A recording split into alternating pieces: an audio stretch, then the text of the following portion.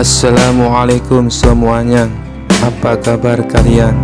Semoga dalam keadaan sehat dan dilancarkan rezekinya oleh Allah. Amin ya robbal alamin. Suatu hari Abu Nawas mendengar bahwa ada sebuah ilmu baru yang disebut ilmu mantek. Ilmu tentang logika dan cara berpikir yang benar. Karena Abu Nawas selalu penasaran, ia memutuskan untuk menemui seorang guru besar yang terkenal ahli dalam ilmu mantek. Setelah Abu Nawas duduk di hadapan sang guru, guru itu pun mulai berbicara. Abu Nawas, ilmu mantek adalah ilmu yang sangat penting. Dengan ilmu ini, kamu bisa mengetahui sesuatu yang tidak kamu ketahui, hanya dengan petunjuk kecil. Mau aku beri contoh? Silakan guru, jawab Abu Nawas dengan penuh semangat. Guru itu lalu bertanya, apakah kamu punya kambing di rumah? Abu Nawas sedikit bingung, tapi ia menjawab, ya, saya punya kambing. Kalau begitu, karena kamu punya kambing, pasti kamu punya tempat untuk mengikatnya di halaman, bukan?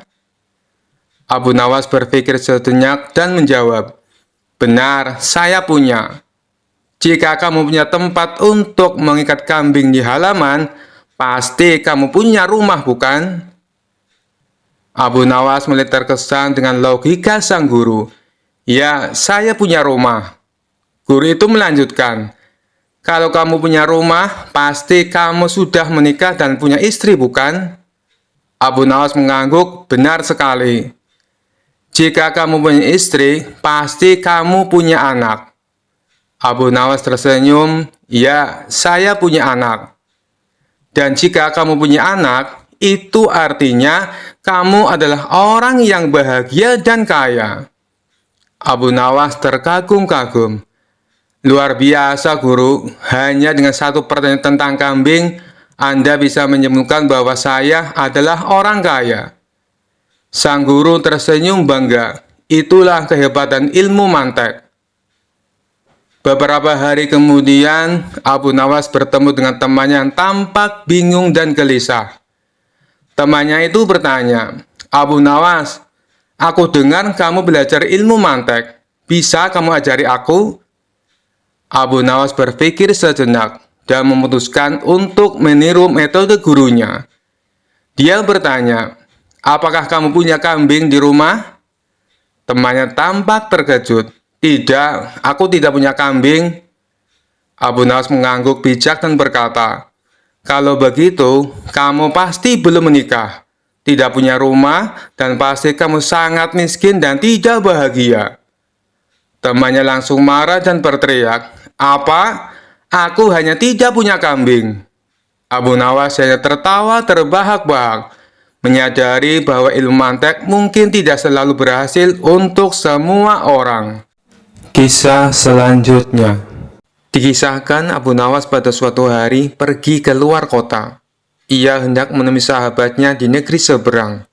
Kedatangan Abu Nawas pun disambut hangat sang sahabat. Wahai sahabatku, bagaimana kabarmu? Tanya Abu Nawas.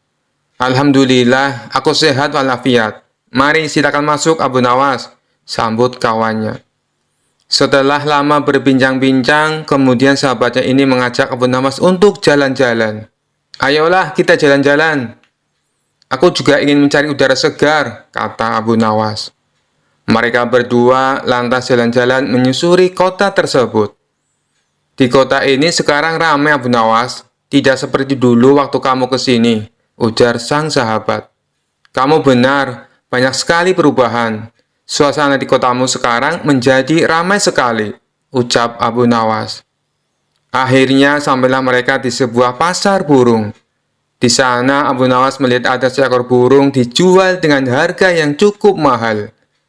Dalam hati ia berkata, beruntung sekali penjualnya.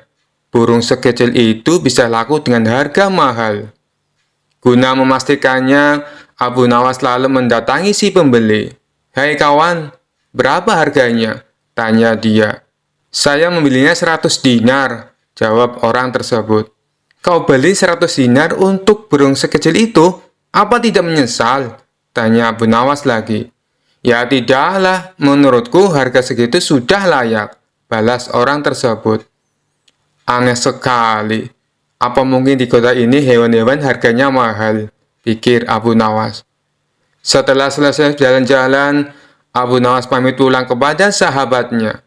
Sesampainya di rumah, dia terus memikirkan kejadian yang dilihat di pasar burung.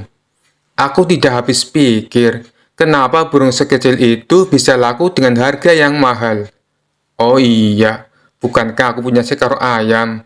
Kalau aku jual di sana, pasti harganya akan mahal. Karena ayamku tubuhnya lebih besar dan lebih banyak dagingnya, pikir Abu Nawas.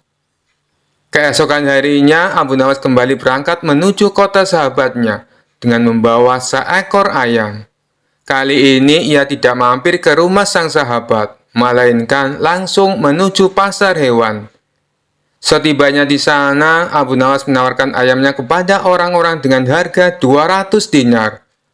Berapa harganya tuan? Tanya salah satu pembeli. Murah kawan, hanya 200 dinar, jelas Abu Nawas. Si pembeli tentu saja kaget mendengarnya. Ia pun langsung meninggalkan Abu Nawas tanpa menawarnya. Sampai waktu menjelang siang, ayam Abu Nawas tidak kunjung laku. Tidak ada satupun yang berminat membeli ayam tersebut. Rata-rata mereka menawarnya hanya dengan harga 5 dinar. Hal ini membuat Abu Nawas kecewa, lalu meluapkan kekesalannya kepada orang-orang di pasar. Apa-apaan ini? Kemarin aku melihat ada seekor burung bisa laku 100 dinar. Tetapi ayam milikku yang begini indah dan ukuran jauh lebih besar ditawar hanya 5 dinar. Teriak Abu Nawas. Sontak orang-orang pun terkejut dengan teriakan Abu Nawas. Ada apa tuan? Jangan teriak-teriak seperti itu, nanti orang-orang ketakutan, ujar salah satu warga. Kebetulan sahabat Abu Nawas melintas di tempat itu. Ia pun segera menghampirinya. Tenanglah Abu Nawas, ada apa ini? Tanya sahabatnya. Kemarin waktu kita jalan-jalan ke pasar ini, aku melihat ada seekor burung kecil laku dengan harga 100 dinar.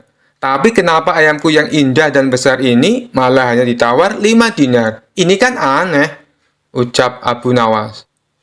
Oh, burung yang kemarin itu, kamu salah paham Abu Nawas.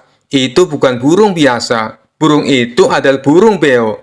Keistimewaan burung beo bisa bicara seperti manusia. Jadi wajar kalau harganya mahal, bukan karena tubuhnya yang kecil, terang sang sahabat. Sejenak Abu Nawas terdiam. Ia pun mulai menyadari atas kekeliruannya. Tapi untuk menutupi rasa malu, Abu Nawas pun berkata, kalau burung itu bisa bicara, ayamku ini malah bisa berpikir, katanya. Berpikir? Maksudnya bisa berpikir seperti manusia? Tanya sahabatnya penasaran. Benar sekali, dia tahu mana ayam betina dan jantan. Buktinya, dia tidak mau mengawini ayam jantan, ucap Abu Nawas. Mendengar hal itu, orang-orang yang ada di pasar seketika tertawa terpingkal-pingkal. Kisah selanjutnya. Beberapa bulan belakangan ini, Baginda Raja terlihat sangat sibuk mengurusi segala permasalahan di negerinya, mulai dari masalah ekonomi, masalah pertahanan, dan keadilan untuk rakyatnya. Para pejabat istana yang sekiranya tidak becus bekerja langsung dipecat dan diganti dengan yang baru. Gebrakan Baginda Raja yang totalitas ini akhirnya membuahkan hasil. Ekonomi di negerinya menjadi stabil. Keadilan yang didapat rakyatnya juga memuaskan.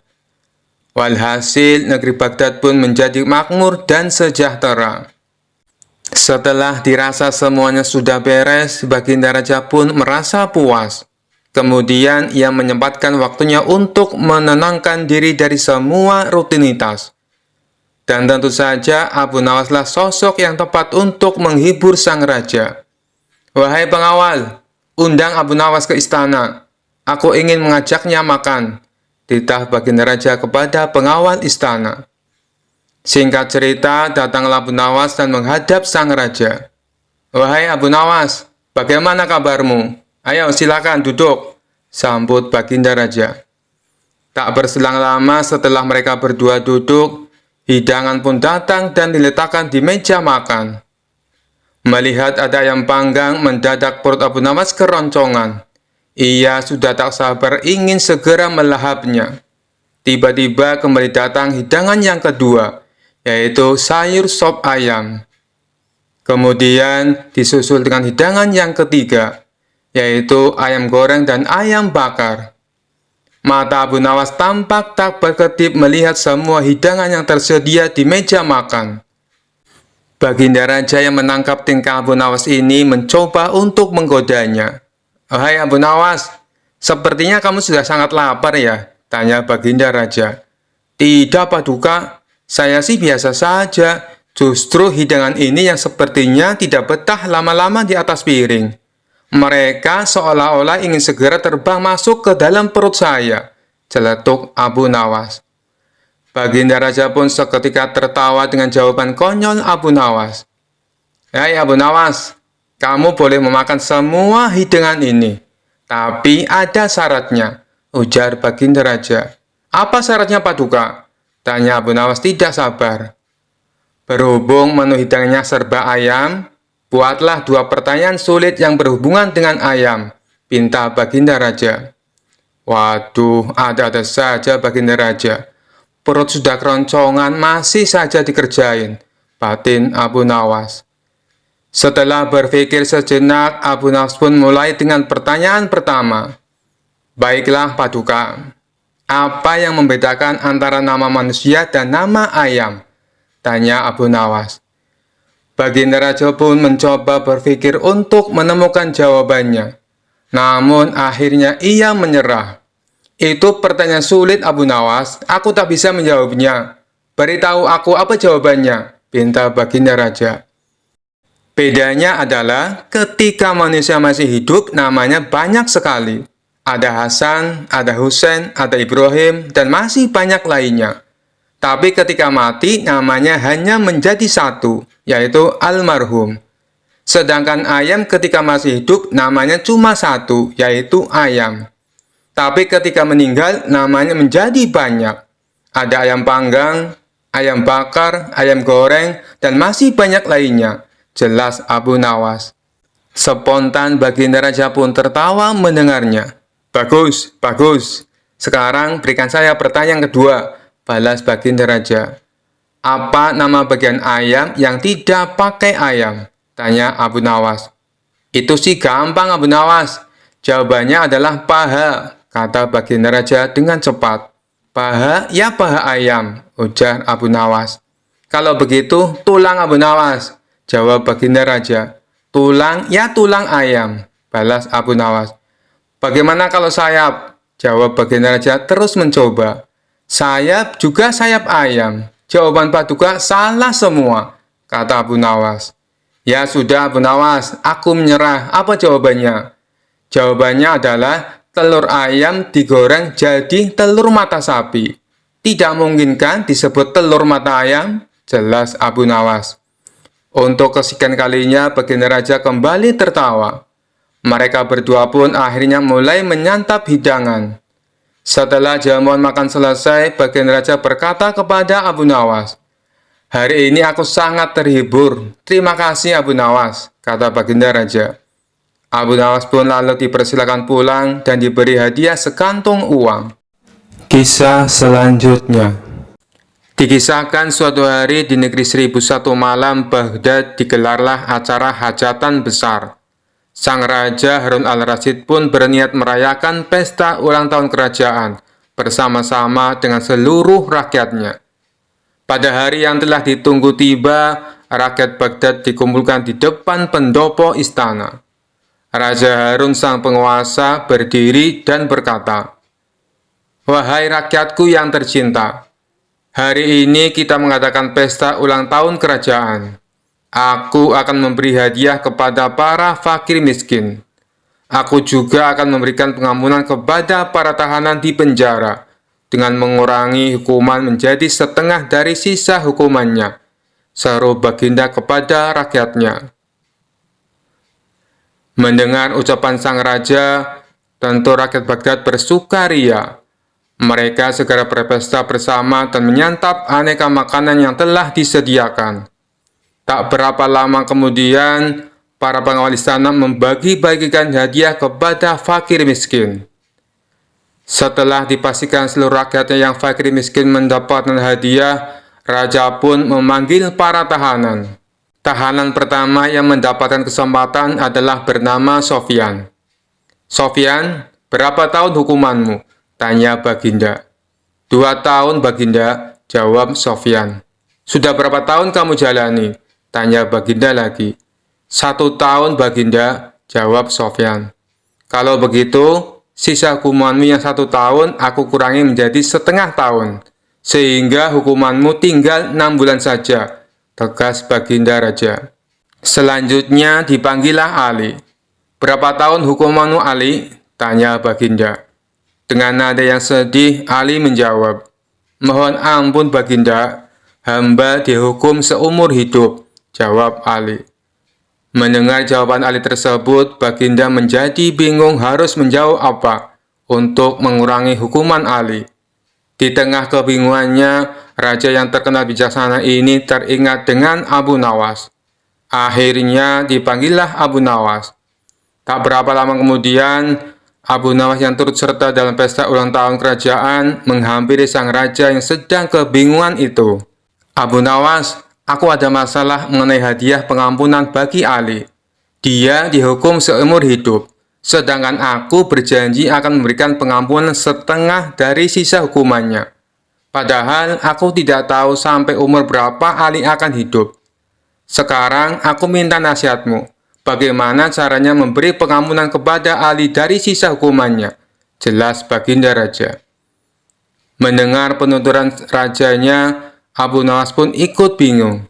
Dia berpikir, apa bisa mengurangi umur seseorang, padahal dia sendiri tidak tahu sampai kapan umurnya. "Hamba minta waktu, Baginda," ujar Abu Nawas. Mendengar permintaan Abu Nawas, raja pun akhirnya memberikan kesempatan kepada Abu Nawas untuk berpikir. Raja hanya memberi waktu sehari semalam saja, tidak boleh lebih. Jadi besok pagi Abu Nawas harus memberikan jawabannya. Sesampainya di rumah, Abu Nawas pun berpikir keras untuk menemukan pemecahan masalah tersebut. Dia tidak bisa tidur karena selalu kepikiran akan hal itu. Namun selang beberapa waktu, tampaklah senyuman di bibir Abu Nawas. Pertanda solusi telah ditemukan. Abu Nawas pun malam itu segera masuk ke kamar untuk tidur dengan nyenyak.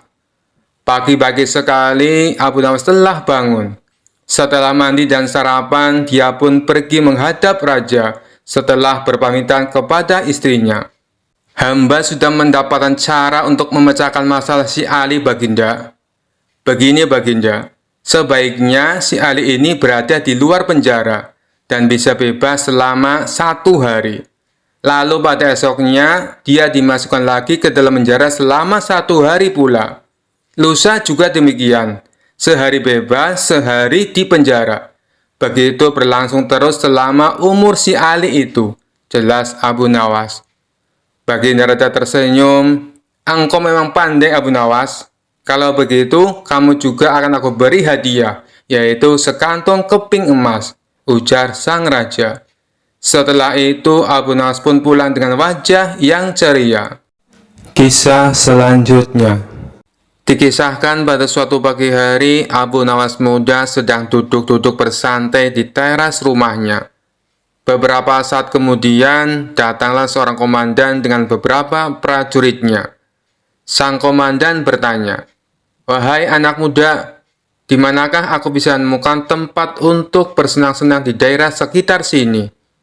"Kalau tidak salah, di sebelah sana," jawab Abu Nawas. "Di manakah tempat itu?" tanya salah seorang prajurit dengan sifat yang tidak menghargai.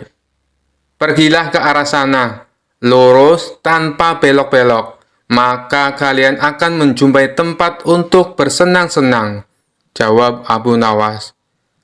Rombongan tentara kerajaan itu akhirnya pergi juga menuju tempat yang sudah ditunjukkan oleh Abu Nawas.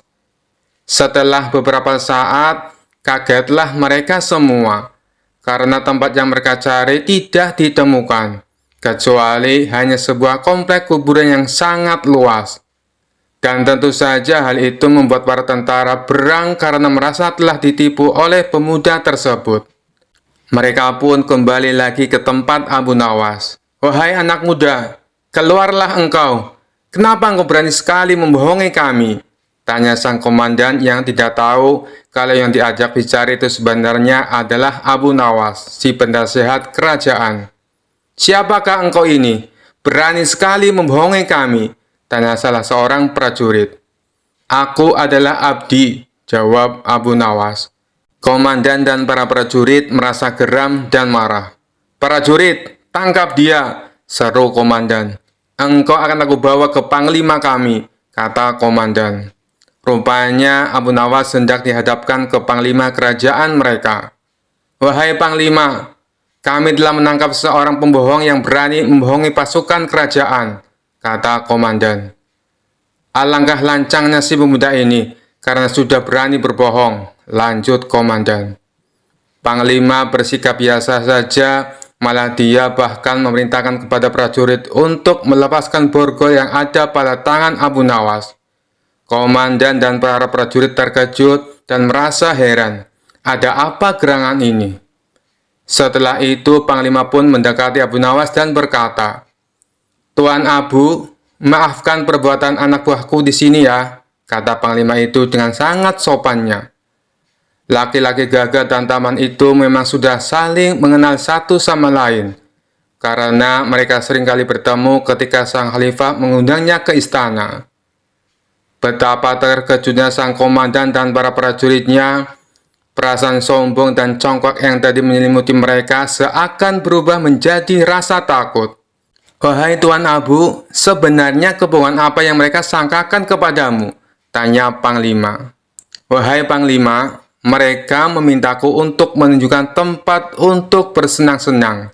Tentu saja aku tunjukkan kuburan, karena kuburan adalah tempat yang lebih baik bagi orang-orang yang taat kepada Allah.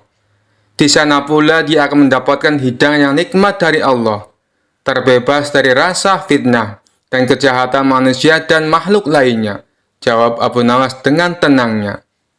Mendengar jawaban pemuda itu, segera saja komandan mendekati Abu Nawas dan berkata, "Maafkan hamba Tuanku Abu. Andai saja aku mengetahui bahwa Tuan adalah Tuan Abu, tentu kami tidak akan berani membawa Tuan ke hadapan Panglima," kata komandan lagi. "Wahai komandan, apakah aku telah membohongi kalian? Bukankah aku berkata benar? Aku adalah abdi, dan setiap orang adalah abdi Allah, termasuk kalian semuanya," kata Abu Nawas. "Anda benar, Tuanku," jawab komandan.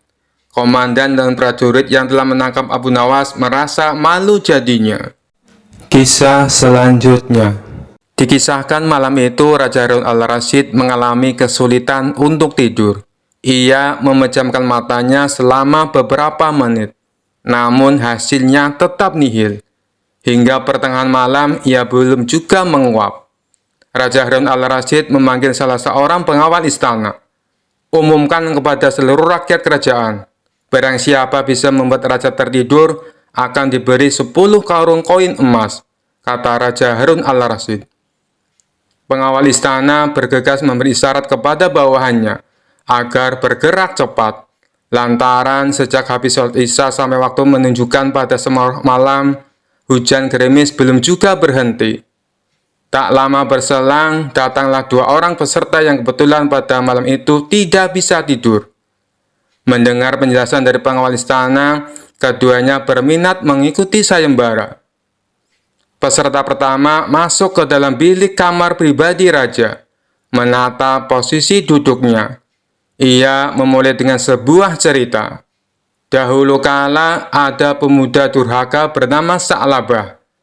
Kelakuan kurang ajarnya mengiris hati orang tuanya sampai menjelang wafat. Ia sakaratul maut hingga berbulan-bulan. Bahkan doa Rasulullah pun tidak dikabulkan, kecuali setelah dimaafkan dan diridhoi oleh kedua orang tuanya. Sampai cerita habis, Raja Harun al-Rasyid malah semakin sulit menguap, lantaran menyimak dengan runtut alur cerita yang menyayat hati tersebut. Karena dianggap gagal, peserta pertama dipersilakan pulang ke rumah. Di saat bersamaan, peserta kedua memasuki ruangan. Peserta kedua duduk bersila di kursi yang sudah disediakan pengawal istana.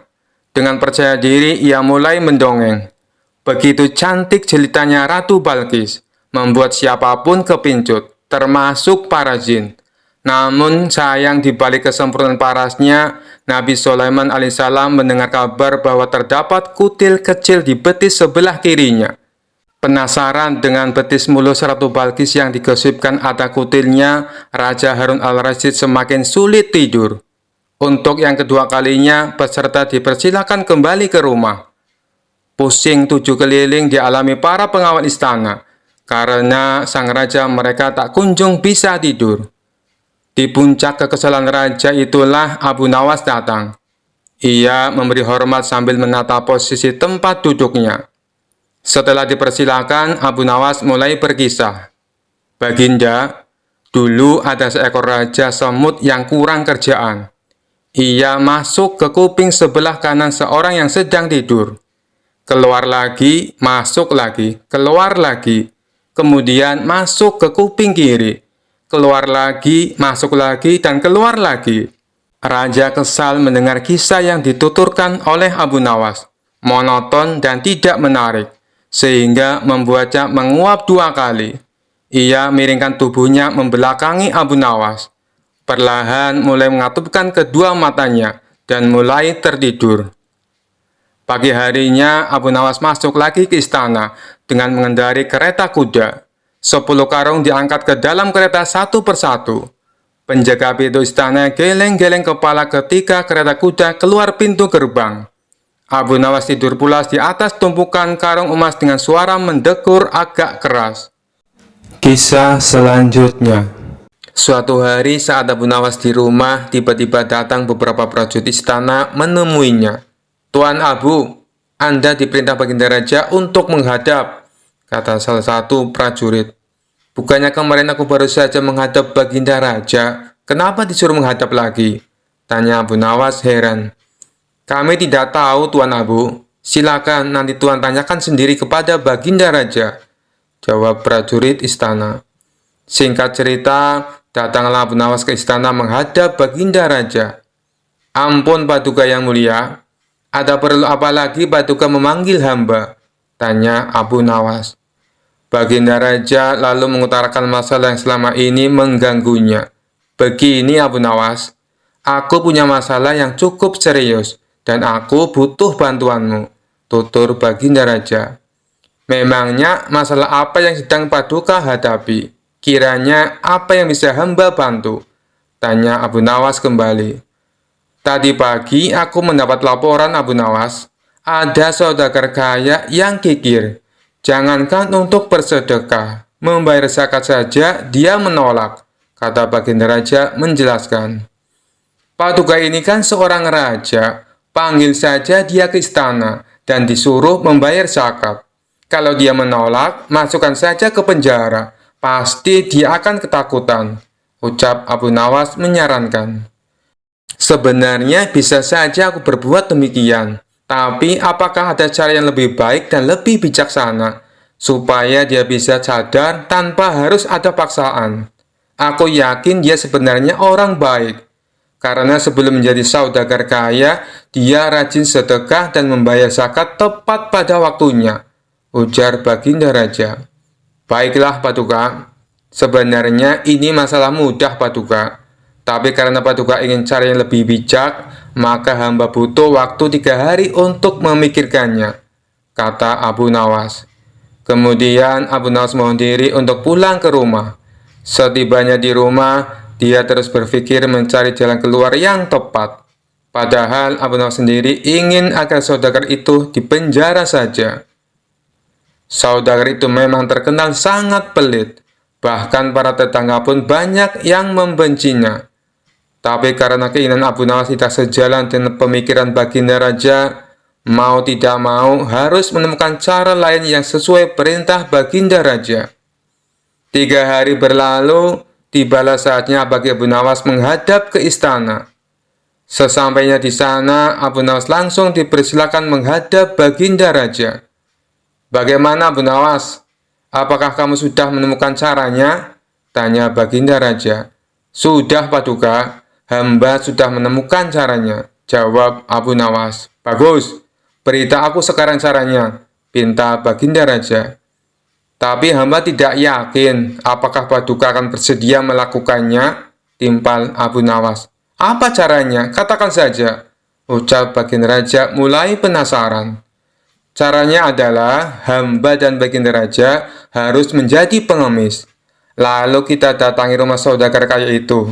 Kita berdua pura-pura mengemis kepadanya," papar Abu Nawas memberitahu.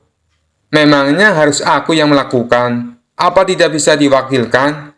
tanya Baginda Raja. "Tidak bisa Paduka, karena ini adalah cara satu-satunya," jawab Abu Nawas. Awalnya Baginda Raja ragu atas ide konyol Abu Nawas itu. Namun karena ingin menyadarkan saudagar belit tersebut, akhirnya Raja bersedia menuruti saran Abu Nawas. Esok harinya, Abu Nawas dan Baginda Raja mendatangi rumah saudagar kaya itu dengan mengenakan baju layaknya seorang pengemis. Setibanya di rumah saudagar kaya itu, mereka tidak langsung mendatangi rumahnya. "Kita awasi dulu Paduka, tunggu saudagar itu keluar. Kalau kita ke sana sekarang, nanti yang akan menemui kita adalah penjaganya. Kita pasti akan diusir. Percuma kita ke sana, tapi tidak bisa menjumpai saudagar itu," tutur Abu Nawas. Setelah sekian lama menunggu, akhirnya saudagar kaya itu keluar dan duduk di teras rumahnya. Tanpa menyia-nyiakan waktu, Abu Nawas segera mengajak Baginda Raja menghampiri saudagar kaya tersebut. "Tuan, berilah kami sedekah," pinta Abu Nawas. "Tidak ada, aku tidak punya uang receh," balas saudagar kaya itu dengan nada ketus. "Apakah Tuan punya makanan? Kami lapar sekali Tuan," tanya Abu Nawas. "Tidak ada, sana pergi kalian," jawab saudagar tersebut mulai emosi. "Baiklah kalau begitu, kami minta air putih saja Tuan," balas Abu Nawas. "Kalian ini tuli atau gimana sih? Sudah aku bilang tidak punya apa-apa. Sana pergi kalian, jangan ganggu aku," bentak saudagar kaya itu. Di saat itulah Abu Nawas memulai akal cerdiknya. "Kasihan sekali kalau Tuan tidak punya apa-apa. Kenapa Tuan tidak ikut saja bersama kami? Kita mengemis bersama-sama Tuan," ajak Abu Nawas. Akibat perkataan Abu Nawas ini, saudagar kaya menjadi salah tingkah. Antara marah, tersinggung malu, bercampur aduk menjadi satu. Ia pun terdiam untuk beberapa saat. Tiba-tiba terlintas di benaknya ingatan masa lalu. Dahulu dia adalah orang miskin, tapi rajin bersedekah. Namun sekarang setelah kaya raya justru menjadi orang yang kikir. Wajahnya yang tadinya terlihat galak, kini malah tertunduk lesu. Bagaimana? Apakah Tuan memilih jadi orang miskin atau orang kaya? Kalau masih ingin jadi orang kaya, jangan lupa sedekah dan bayar zakat. Kalau tidak mau bersedekah, mengemis sajalah seperti kami, tutur Abu Nawas. Kemudian Abu Nawas menukil salah satu ayat Al-Quran tentang ancaman pedihnya siksa neraka bagi orang-orang yang enggan membayar zakat dan bersedekah. Seketika saudara tersebut langsung meneteskan air mata. "Astagfirullah, aku hilaf telah berbuat zalim," kata saudara itu sesenggukan. "Siapa sebenarnya kalian? Kalian telah menyadarkan kesalahanku. Mari masuklah ke dalam. Aku akan berikan kalian makanan," ajak saudara kaya tersebut. "Tidak perlu. Kami datang ke sini bukan untuk mengemis, tapi untuk menyadarkanmu," sahut Abu Nawas. Kemudian Abu Nawas dan Baginda Raja menunjukkan jati diri yang sebenarnya. Betapa kagetnya saudara kaya itu, karena ternyata orang yang ada di hadapannya adalah rajanya sendiri. Saudagar kaya itu pun langsung duduk bersimpuh memohon maaf kepada Baginda Raja. Sejak kejadian tersebut, akhirnya saudagar kaya ini rajin sedekah dan taat membayar zakat. Kisah selanjutnya. Pada suatu ketika negeri Baghdad sedang mengalami masa paceklik. Pertanian banyak yang gagal dan pasar sepi pembeli. Tentu saja kondisi ini sangat memengaruhi rakyatnya. Banyak warga mengalami kesusahan tak terkecuali Abu Nawas. Dia dan istrinya terkadang harus berpuasa karena tidak ada makanan. Suatu ketika Abu Nawas berjalan-jalan di pasar untuk menghilangkan rasa jenuhnya. Dan tiba-tiba Abu Nawas menemukan kantong hitam berisi uang. Maka dibawanya kantong hitam tersebut dan langsung ditanam di dalam tanah. Abu Nawas merenung sepanjang malam. Pikirannya bertanya-tanya apakah uang di dalamnya akan diambil atau tidak. Hatinya berpikir untuk mengambilnya, karena keluarganya sedang mengalami kelaparan. Namun Abu Nawas teringat terus bahwa memakan harta haram bisa mendapatkan siksa kubur di dunia dan di akhirat. Akan tetapi dirinya juga teringat hadis Nabi yang mengatakan, bila Allah memberimu hadiah tanpa kamu minta, maka terimalah hadiah itu. Jangan kamu tolak, kemudian infakkanlah harta itu. Ketika mengingat hadis tersebut, Abu Nawas berkata kepada dirinya sendiri, sungguhkah ini hadiah dari Allah? Dan hadiah itu bagi orang yang menemukan uang tersebut. Namun hal itu tidak menjadikan Abu Nawas membuka kantong temuannya, dan masih menunggu barangkali si pemiliknya akan datang. Hari pun berlalu, dan ketika Abu Nawas kembali berjalan-jalan di pasar, ia mendengar seorang saudagar lelaki kaya sedang mengumumkan bahwa kantongnya hilang. Wahai para penduduk Baghdad, barang siapa yang menemukan kantong hitam berisi uang 1000 dinar, maka kembalikanlah dengan jaminan dari Allah Subhanahu wa Ta'ala. Mendengar hal tersebut, lalu Abu Nawas mendekati lelaki tersebut dan berkata, wahai Tuan, negeri kami sedang mengalami masa paceklik. Banyak di antara kami yang hidup miskin. Seumpama uang Anda ditemukan oleh orang yang mengalami kesusahan, maukah Tuan memberikan sedikit uang secara halal? Ucap Abu Nawas. Berapa yang diinginkannya? Tanya lelaki saudagar kaya.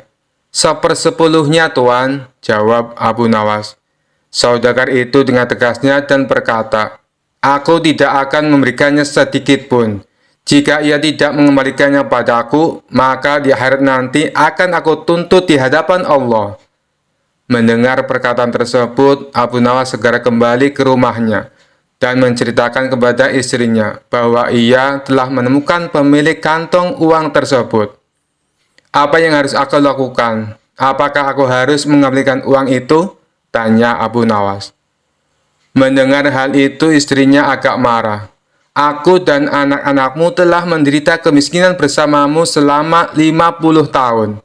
Bahkan saat ini kita hanya mempunyai satu pakaian dan dipakai bergantian untuk sholat. Selama hidup kita belum pernah makan buah dan daging. Datangilah pemiliknya, desaklah ia agar memberikan 1/10 dari uangnya.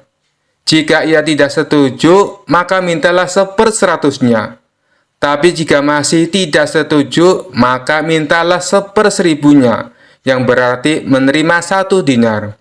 Karena 1 dinar lebih baik daripada tidak sama sekali, kata istrinya. Mendengar penjelasan istrinya itu, lalu Abu Nawas pergi kembali menemui saudagar kaya di pasar. Tuan, sebenarnya sayalah penemu kantong berisi uang. Apakah Tuan bersedia memberikan sedikit uang tersebut kepada saya, meskipun hanya 1 dinar? Karena beberapa hari ini keluarga saya belum makan, Tuan, kata Abu Nawas.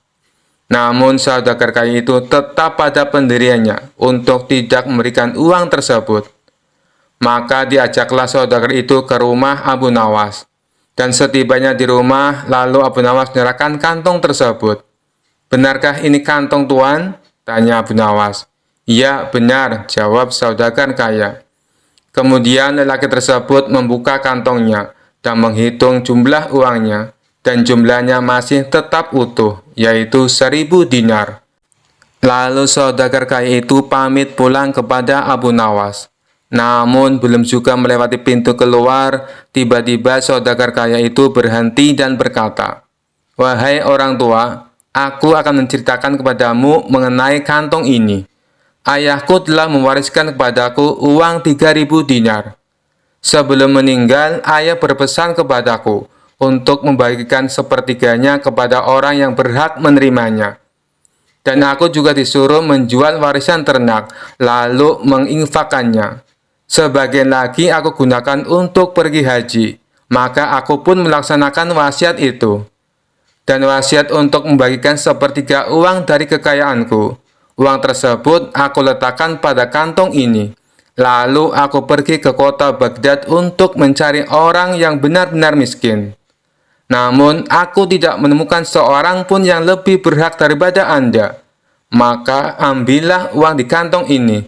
Semoga Allah memberkahimu," kata saudagar lelaki kaya tersebut. Mendengar hal itu, Abu Nawas pun bersyukur kepada Allah.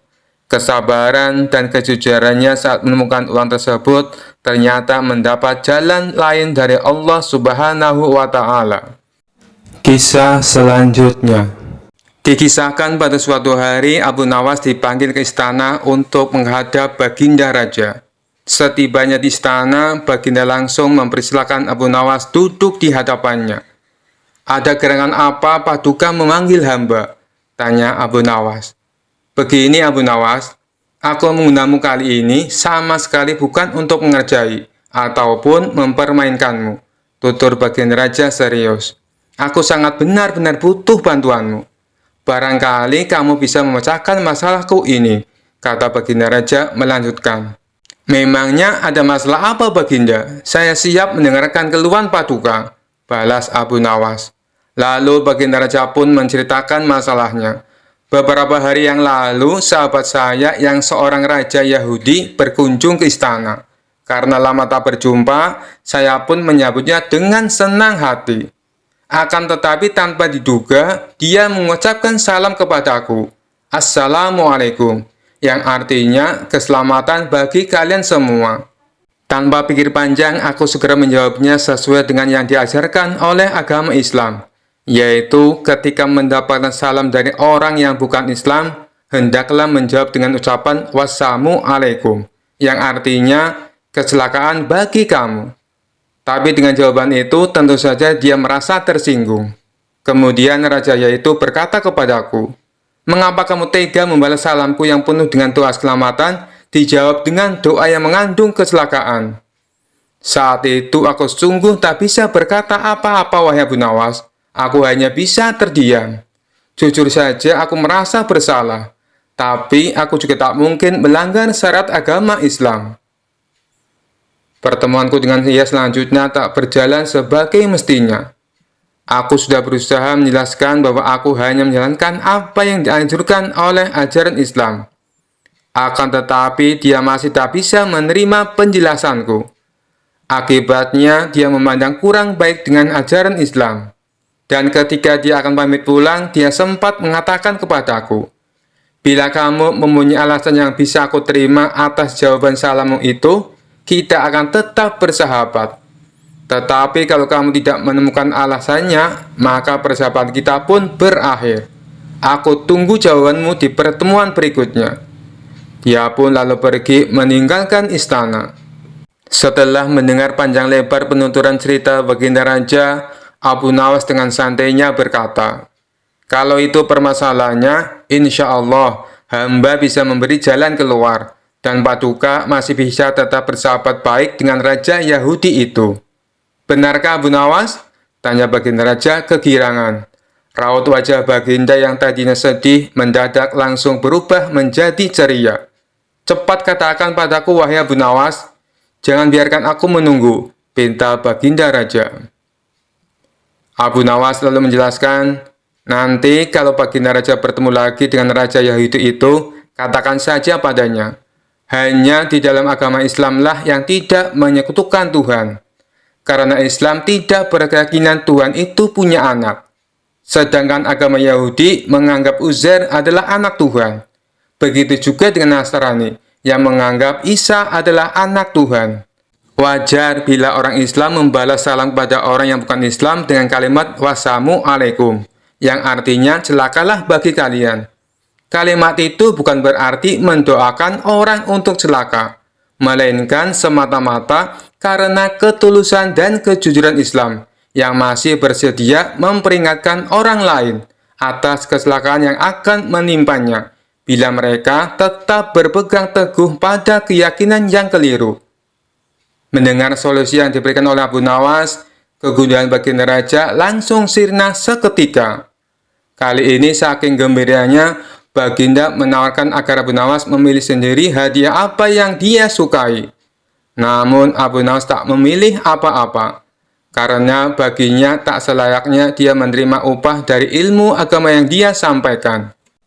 Kisah selanjutnya.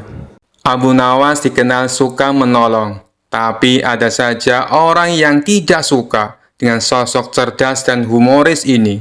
Sebut saja Abu Jahal. Entah kenapa dia sangat membenci Abu Nawas. Abu Jahal selalu mencari celah untuk memfitnah Abu Nawas, tapi selalu gagal. Tentu saja hal ini membuatnya makin membenci Abu Nawas.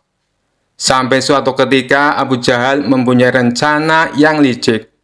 Dia hendak menjebak Abu Nawas, supaya namanya menjadi buruk di mata masyarakat. Esok harinya Abu Jahal mulai mengatur strategi. Ia pergi ke pasar untuk membeli sandal. Sandal yang ia beli sama persis dengan kepunyaan Abu Nawas. Abu Jahal juga membayar orang suruhan untuk mengambil keledainya sendiri pada malam hari. Setelah malam tiba, Abu Jahal mulai menjalankan aksinya. Dia sengaja menaruh keledainya di depan rumah dan meletakkan sandal yang sama persis dengan sandal Abu Nawas di halaman rumahnya. Tidak lama kemudian, datanglah orang bayaran Abu Jahal untuk mengambil keledai di depan rumahnya. Setelah orang bayarannya sudah benar-benar menghilang, Abu Jahal mendadak berteriak, "Maling, maling, keledaiku dicuri maling!" Teriak Abu Jahal pura-pura panik. Sontak teriakan Abu Jahal mengundang perhatian para tetangganya. Mereka lalu berduyun-duyun mendatangi rumah Abu Jahal. "Ada apa Abu Jahal?" tanya salah satu tetangganya. "Keledaiku dicuri maling, tapi malingnya sempat aku pergoki," jawab Abu Jahal. "Kamu berhasil mengenal wajahnya Abu Jahal?" tanya tetangga yang lain. "Enggak sih, karena waktu aku memergoki, malingnya langsung panik dan lari terbirit-birit sampai meninggalkan sandalnya," kata Abu Jahal sambil menunjukkan sandal di halamannya. "Loh, ini kok seperti sandal Abu Nawas? Tapi masa iya sih Abu Nawas mencuri keledaimu?" ujar tetangganya tidak percaya. "Ya, namanya orang lagi khilaf, apapun pasti dilakukannya. Apalagi sekarang Abu Nawas sudah lama tidak diberi hadiah baginda raja. Pastinya dia tidak punya uang lagi untuk beli makanan," ucap Abu Jahal memprovokasi. Akibat hasutan Abu Jahal ini, para warga mulai tersulut emosinya. Abu Nawas yang sedang asik tidur di rumahnya langsung dipaksa dan diarak warga menuju istana. "Ada apa ini? Apa yang kalian lakukan?" tanya Abu Nawas bingung. "Sudah, kamu diam saja. Kamu harus mempertanggungjawabkan perbuatanmu," tegas Abu Jahal. Dalam hati Abu Jahal berkata, "Kali ini aku berhasil menjebakmu Abu Nawas."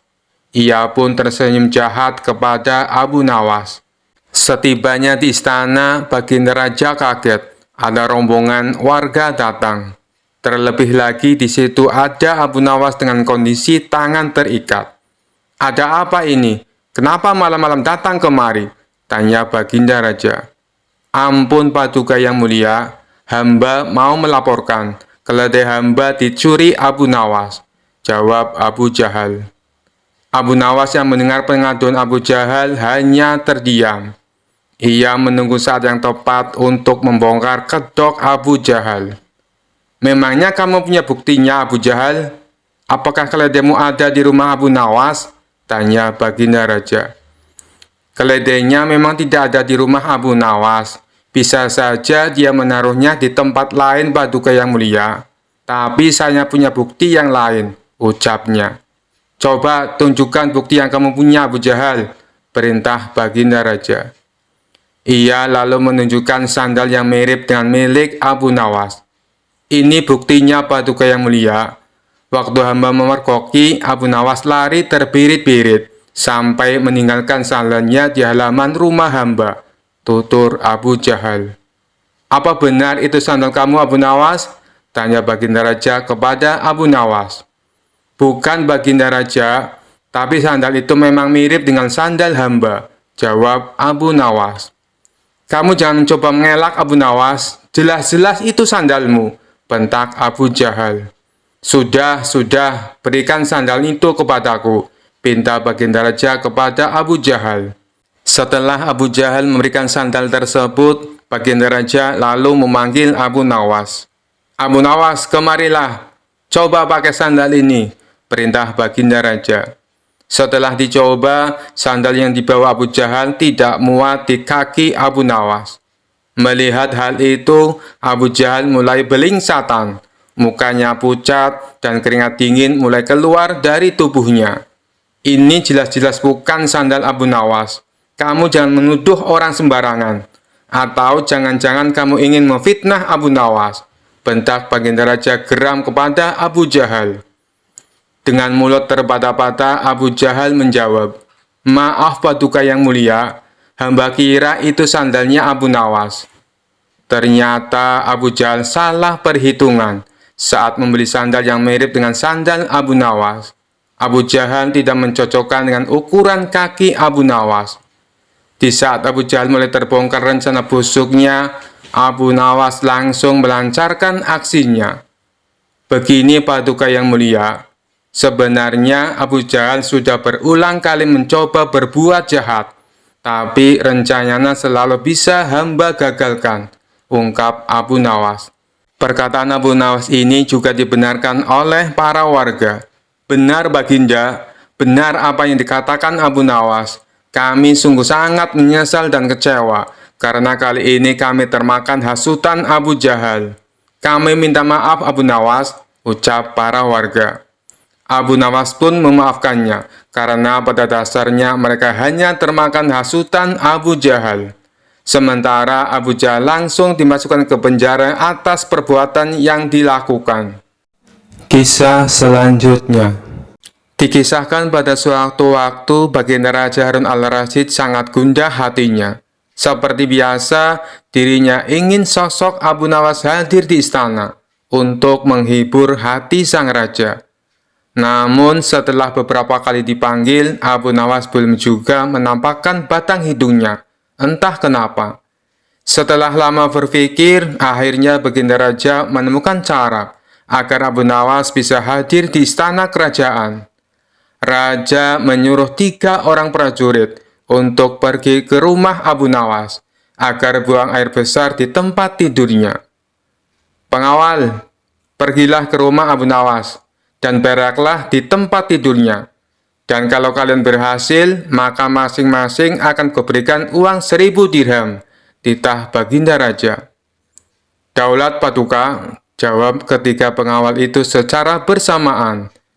Sementara itu, duduk di sebelahnya ada Kipati yang mendengar obrolan rajanya dengan ketiga pengawal itu.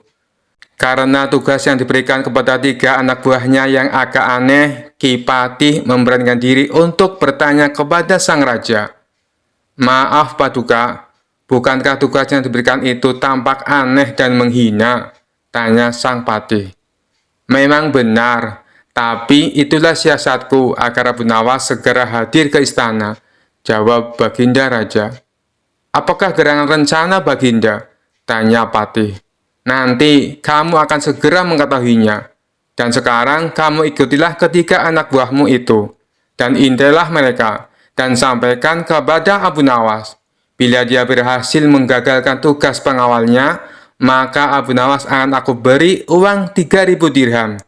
Dan sekaligus ia boleh memukul utusanku itu, titah Baginda Raja. Utusan tiba di rumah Abu Nawas.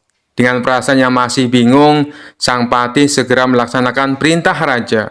Dia segera berkemas dan menuju ke rumah Abu Nawas. Tidak berapa lama kemudian, utusan baginda raja sudah tiba di depan pintu rumah Abu Nawas. Kami diutus oleh baginda raja untuk buang air besar di tempat tidurmu. Karena ini perintah raja, kamu tidak boleh menolak, kata salah satu utusan itu. Saya sama sekali tidak keberatan. Silakan saja kalau kalian mampu melaksanakan perintah raja, jawab Abu Nawas dengan santainya. Betul? Tanya utusan raja. Iya, silakan saja, sahut Abu Nawas. Abu Nawas mengawasi orang-orang itu beranjak ke tempat tidurnya dengan geram. Perak di tempat tidurku, betul-betul kelewatan, gumam Abu Nawas dalam hati. Abu Nawas memutar otaknya bagaimana caranya agar para utusan itu mengurungkan niatnya. Setelah berpikir beberapa saat, Abu Nawas akhirnya menemukan cara untuk menggagalkan tugas para utusan itu. Pada saat para utusan itu hendak bersiap-siap buang air besar, mendadak Abu Nawas berkata dari balik jendela kamar, "Hai para utusan raja, ada yang lupa saya sampaikan kepada kalian," kata Abu Nawas. "Apa itu?" tanya salah satu utusan raja. "Saya ingatkan, supaya kalian jangan melebihi perintah baginda raja. Jika kalian melanggar, saya akan pukul kalian dengan sebuah pentungan besar.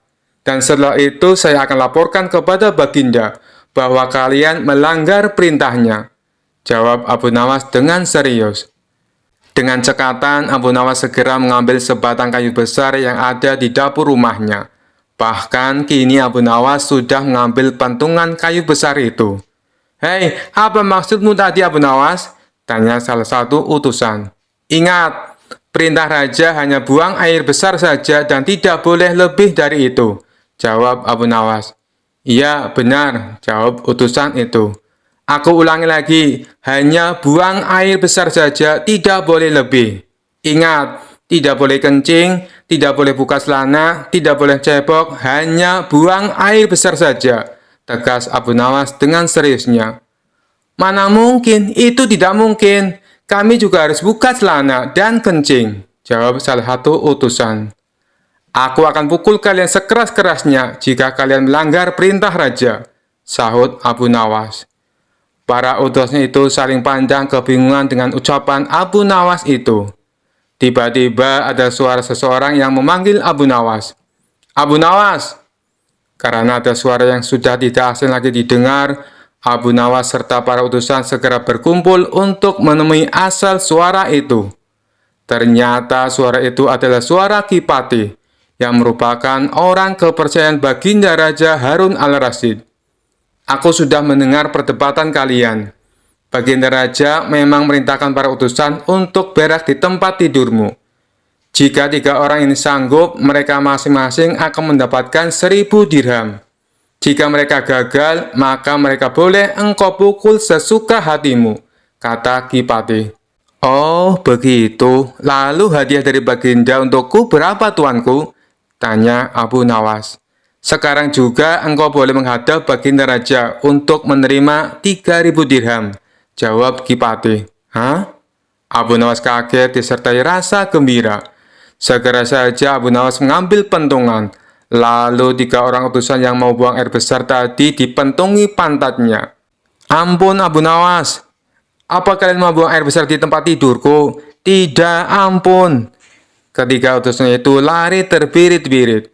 Kipati dan Abu Nawas tertawa terpinggal-pinggal dibuatnya. Sesaat setelah itu Kipati berkata, "Abu Nawas, baginda sangat yakin engkau dapat mengatasi masalah ini. Baginda memang menginginkan kehadiranmu di istana untuk menghibur hatinya yang saat ini sedang gundah gulana." Abu Nawas menyetujui permintaan sang patih, dan mereka segera berangkat menuju istana setelah semua persiapan dilakukan. Kisah selanjutnya. Dikisahkan ada seorang anak kecil yang ingin mengalahkan Abu Nawas dalam permainan tebak-tebakan. Anak itu bahkan sampai rela menunggu di sebuah jalan yang biasa dilalui oleh Abu Nawas. Tidak berapa lama, lewatlah Abu Nawas yang baru pulang dari kebun. Ia membawa 2 labu yang dipetik dari kebun miliknya. Anak kecil tersebut lalu segera menghampiri dan menyapanya. "Tuan Abu Nawas, bisakah Anda berhenti sebentar?" pinta si anak. Abu Nawas pun menghentikan langkahnya, menuruti permintaan anak kecil itu. "Ada apa memangnya?" tanya dia. "Begini Tuan Abu Nawas, Anda kan sangat terkenal cerdik, juga pandai. Oleh karena itu, aku ingin menantang Anda main sebuah tebak-tebakan," kata si anak penuh percaya diri. "Boleh, apa peraturannya?" tanya Abu Nawas. "Apabila Tuan Abu Nawas tidak bisa menjawab tebakanku, maka buah labu yang ada di tangan Anda jadi milikku," ujar si anak kecil. "Baik, silakan. Apa tebak-tebakanmu?" ucap Abu Nawas. "Coba tebak, burung kecil yang ada dalam genggaman tanganku ini hidup atau mati?" Kalau Tuan Abu Nawas menjawab salah, maka buah labunya jadi milik saya, kata si anak kecil. Dengan wajah tersenyum, Abu Nawas mengangguk setuju. Lalu ia pun menjawab, "Burung kecil dalam genggamanmu sudah mati." Mendengar jawaban tersebut, si anak kecil senang sekali. "Anda salah, Tuan Abu Nawas," teriak dia kegirangan. Lalu membuka genggaman tangannya dan membiarkan burungnya terbang dengan bebas. "Oh iya, aku salah. Baiklah, buah labu ini menjadi milikmu," balas Abu Nawas dengan tersenyum bahagia. Si anak kecil merasa heran kenapa Abu Nawas malah terlihat gembira. Tapi di lain pihak, ia mendapat 2 buah labu tanpa harus membelinya. Dengan wajah ceria, si anak kecil kemudian membawa pulang buah labu pemberian Abu Nawas itu. Setibanya di rumah, ayah si anak lantas bertanya tentang 2 buah labu yang dibawanya. "Dari mana kamu mendapatkan itu?" tanya sang ayah. Anak tersebut dengan bangganya menceritakan bahwa dirinya telah mengalahkan Abu Nawas main tebak-tebakan. Lalu buah labu yang dibawanya adalah hadiah atas kemenangannya. "Memangnya tebakan apa yang kau berikan, sehingga membuat Tuan Abu Nawas tidak bisa menjawabnya?" tanya ayahnya penasaran. Si anak lalu memberitahu tebak-tebakan yang diberikan kepada Abu Nawas. Tanpa disangka, ayahnya menjadi sangat marah. Beliau lalu berkata, "Kamu mengira kamu betul-betul menang? Kamu itu kalah." Si anak pun menjadi sangat bingung dengan ucapan ayahnya. Sang ayah lalu memerintahkan untuk mengembalikan buah labunya. Mereka berdua bergegas menuju rumah Abu Nawas sambil meminta maaf. "Maafkan anak hamba, Tuan Abu Nawas. Ini buah labunya kami kembalikan," kata sang ayah. "Tidak apa-apa, ambil saja. Itu sudah menjadi hak anakmu," balas Abu Nawas dengan tersenyum. "Terima kasih Tuan Abu Nawas, kami mohon pamit," ucap sang ayah. Dalam perjalanan pulang, si anak meminta penjelasan kepada ayahnya. "Wahai ayah, kenapa ayah mengatakan kalau aku yang kalah? Jelas-jelas Tuan Abu Nawas yang salah menebaknya. Jadi, bukankah dia yang kalah?" tanya si anak merasa heran. Sang ayah menarik napas panjang dan mulai menjelaskan. Tuan Abu Nawas sengaja menjawab burungnya mati. Sebab dengan begitu, kamu akan melepaskan dan membiarkan burung itu terbang dengan bebas. Kalau Tuan Abu Nawas menjawab masih hidup, kamu pasti akan meremas hewan lemah itu sampai mati. Pada akhirnya, kamu juga yang menang taruhan. Kamu pikir Tuan Abu Nawas tidak tahu kelicikanmu? Dia rela memberikan buah labu dan dianggap kalah. Tapi sejatinya Tuan Abu Nawas lah pemenangnya. Dia memenangkan cinta kasih yang murni yang memikirkan kebahagiaan semua makhluk tanpa pamrih. Sedangkan bagi yang egois, hanya memikirkan apa yang akan didapatkan." Setelah mendengar penjelasan sang ayah, si anak pun menyadari akan kekeliruannya. Sekian dulu perjumpaan kita kali ini. Sampai bertemu lagi di kisah-kisah selanjutnya. Terima kasih yang sudah subscribe dan setia menonton channel ini. Wassalamualaikum warahmatullahi wabarakatuh.